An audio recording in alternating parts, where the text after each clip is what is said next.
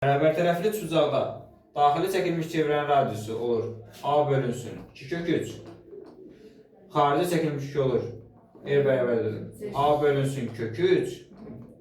Düzbucaqlı üçbucaqda olur A plus B çıx C bölü 2.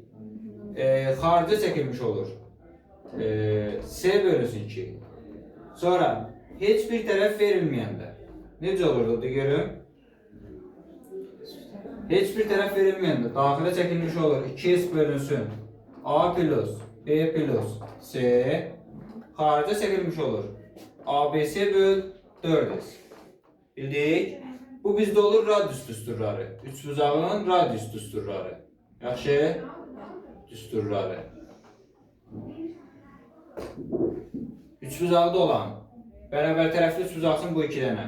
Düzbucaqlı üçbucaqsın bu 2 dənə. Heç bir bucaq verilməyəndə istənilən üçbucaqsın